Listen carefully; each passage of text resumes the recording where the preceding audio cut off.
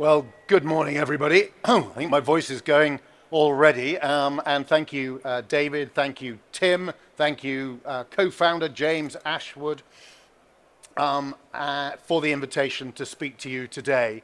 And David set out for you his history. It's my first COP was actually 2005 in Montreal, and there was a great focus on the risks and demonstrating that the science was suggesting a real risk, and a kind of tendency to want to split us into the sort of true believers and those bad people who didn't get it.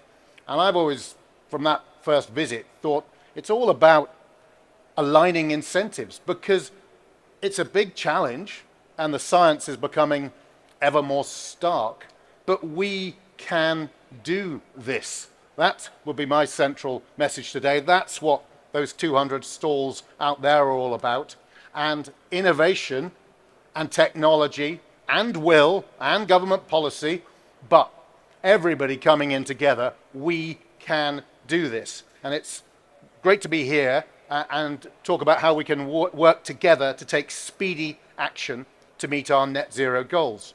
Now, another point to get over to you, apart from we can do this, is that the UK is doing this. I'm not sure, I'm the Minister for Energy Security and Net Zero, so this will primarily be criticism of myself. But I'm not sure we've done that good a job of letting people in this country know just what a leadership role the UK is taking now and has taken. We have cut our emissions by more than any other major economy in the world.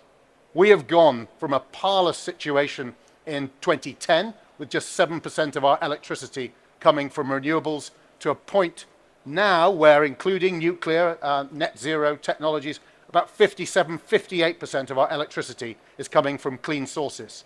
We've gone from a position where our terrible housing stock, just 14% of homes had decent insulation, met the EPC or above. In 2010, it will, by the end of this year, be 50%. We can do this. We're leading the world, and it was important that the UK didn't go alone. There's no point, given our share of global emissions, that we should do this by ourselves. So it's so important to engage internationally and make sure that everyone recognizes the scientific evidence and the need to act. And that's why we took on the presidency of the COP.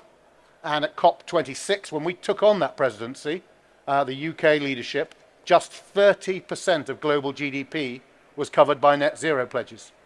When my colleague Alok Sharma stood down, it was 91%. The world has woken up to this.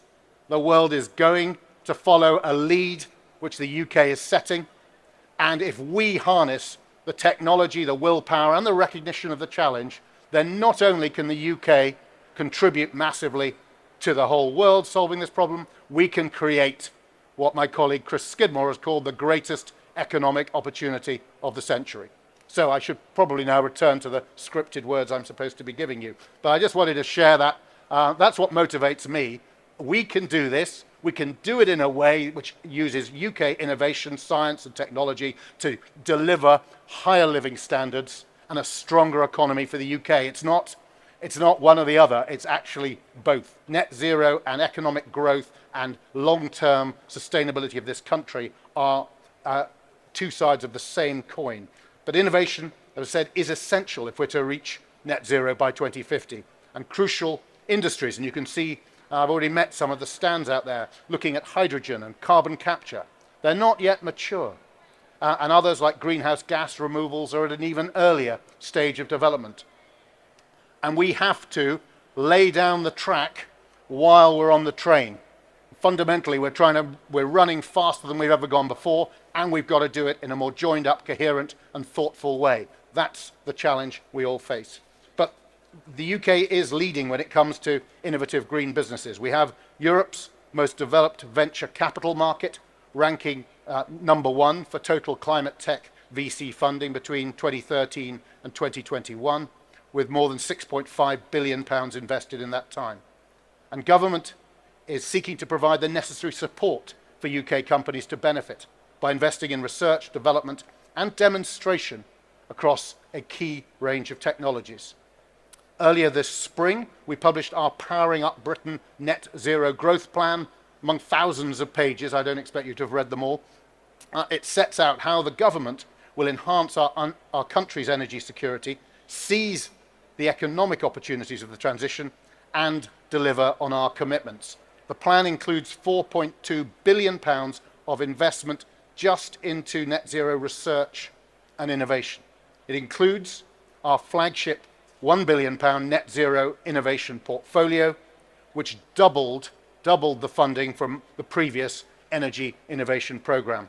And it's investing in areas such as energy flexibility, to develop technologies to advance smart charging for electric vehicles, and then allow those car batteries to give energy back to the grid, as well as taking energy from it.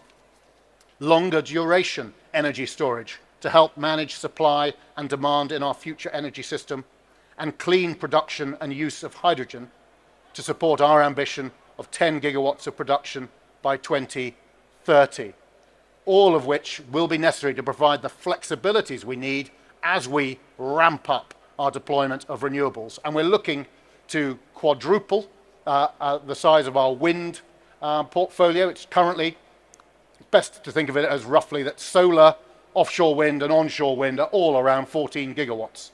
Our aim with offshore wind is to move that from 14 gigawatts now to 50 gigawatts just by 2030, to move solar from 14 gigawatts now to 70 gigawatts by 2035. So we will need these flexibility technologies in order to balance the grid and maintain security of supply. Our investments are targeted at priorities that we identified in the Net Zero Research and Innovation Framework published in late 2021. And this set out the key net zero research and innovation challenges that we need to meet and that need to be met internationally. Perhaps just one example is the need to support a UK advanced nuclear industry by demonstrating next generation nuclear reactors and scaling up the deployment of offshore wind, including new floating technologies. On the back of this, we recently published the related delivery plan, which shows what government is prioritising in net zero research and innovation, and how we're working with UK businesses to deliver green technologies and economic opportunities. Now, this includes supporting cutting-edge technologies through the £1 billion net zero innovation portfolio, also known, as government does, as NZIP. And today, I am pleased to announce the publication of our NZIP progress report, and it details the considerable advances that the portfolio has made.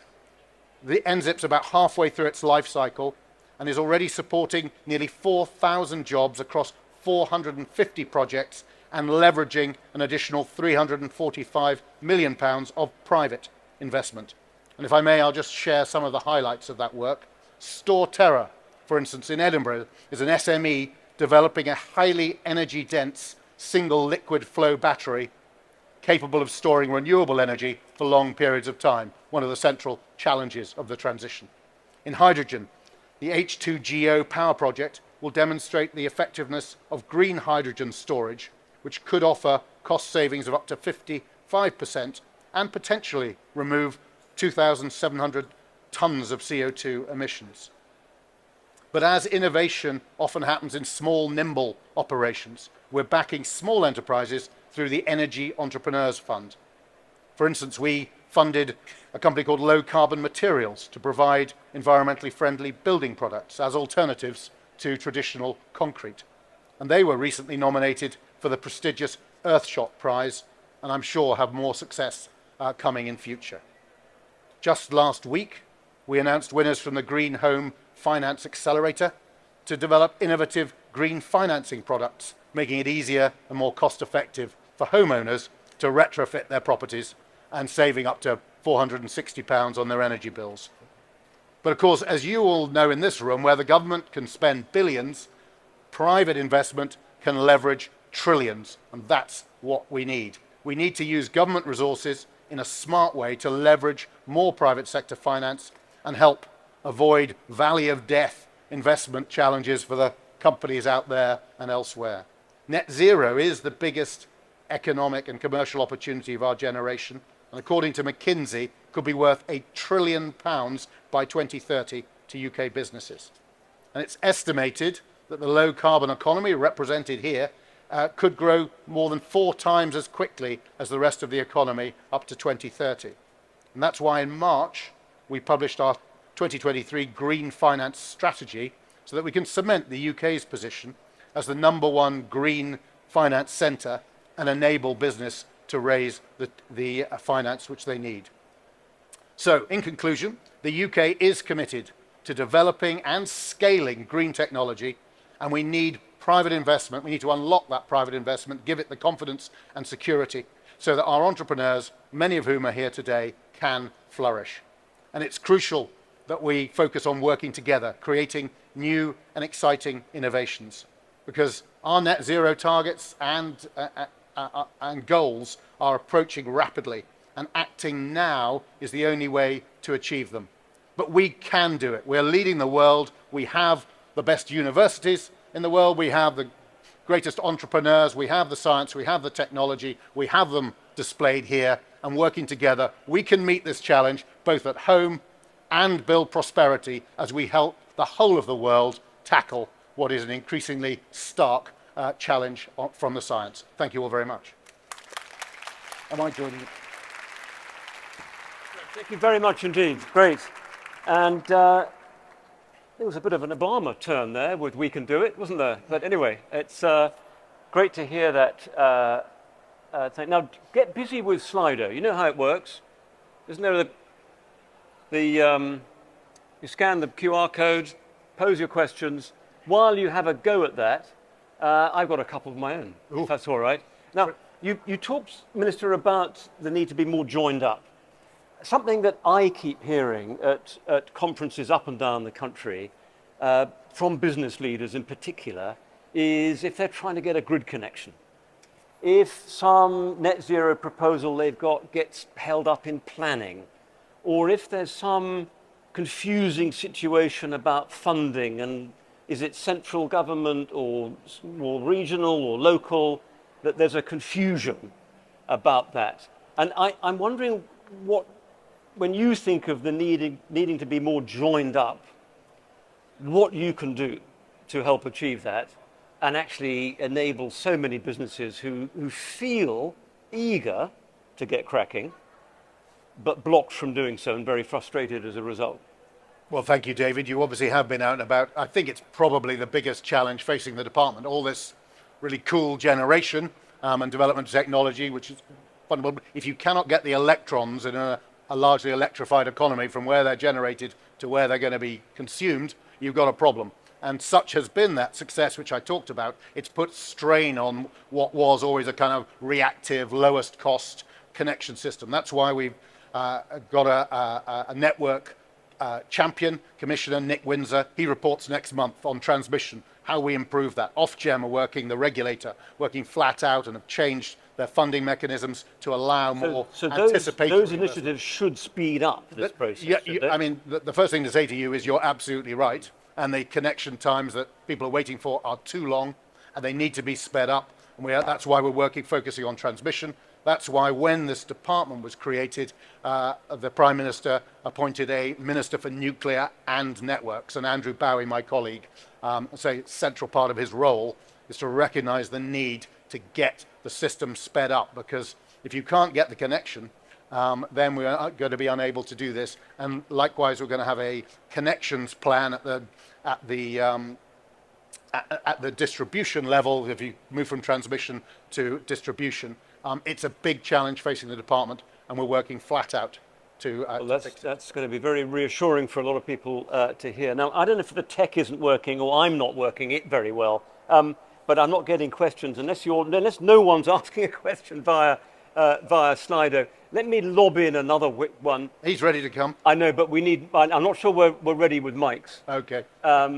So another one that I know is raised a great deal in conferences like this, perhaps not on this scale, is reaction to the Inflation Reduction Act provisions in the States and the effect of that on European businesses and what they're trying to do, including UK, obviously, and also the rise of Chinese investments in clean tech. Well, I mean, the Chinese, to be fair, have been well ahead of say, the US, and dominant in solar and indeed in wind. And they're the biggest generators of both. We have a well-worked, well-developed regulatory system. And last year, we have something called the Contracts for Difference, which is a kind of auction mechanism, which has been phenomenally successful. When we did the first auction for offshore wind in 2015, I think it was £120 a megawatt hour was the minimum amount that people would accept as a minimum price for the generation if they were to go into the North Sea. 2 auctions later, it was £39.50. Absolutely remarkable. I have confidence in our system, and I believe thanks to the Climate Change Act, thanks to the political consensus that exists in the UK, which is practically unique, so we have fundamental statutory underpinning, we have political consensus across the aisle, as the Americans would say, the most stable and secure place to invest in the transition is the UK. That's why we have so much, we have led the way on things like offshore wind. And I'm glad that the US has woken up. I'm glad the EU is stepping up more. They need to do more. We have, if you look at the NDC, the Nationally Determined Contribution, which kind of came out of the Paris Agreement, and we keep challenging people to go further and faster. Ours is the most ambitious for 2030 of any major economy on Earth. And I welcome the fact that the US and EU are going to work with us. And I'd like to see them lift their NDCs for 2030 to 68% like ours. They're not there at the moment. We have the regulatory certainty, the political certainty, and the track record of development and delivery that others can simply envy. We're running out of time, but this is now working, and a whole flood of questions has come in, so apologies for those people whose questions I've missed. But let me just pick one, and then I think we'll let you go. Is there any net zero legislation for SMEs that's coming into play? And if so, how will they be supported? Critical role, obviously, of SMEs. Well, we recently launched the Net Zero Council as the kind of overweening, if you like, the sort of top-level business, finance, and government grouping, and within that we have one of the strands of work is to make sure, no matter what sector you're in, that we identify and support SMEs. Specific legislation, I'm not aware of the need for that specifically, except I know in procurement, within government, in every department we have ministers responsible for ensuring they don't just do the easy thing and give contracts out to the biggest companies, but they seek to structure things so as to give SMEs a chance. SMEs often have the greatest innovation, and so building structurally systems which allow them more quickly to grow is one fundamental way of accelerating our transition and creating a fairer transition, a just transition in the parlance. Thank you very much indeed. Sorry we couldn't get to more questions, but would you join me in thanking the Minister for giving us his time? Thank you. Thank you very much indeed. Brilliant. Thank you very much. Good luck. Thank you.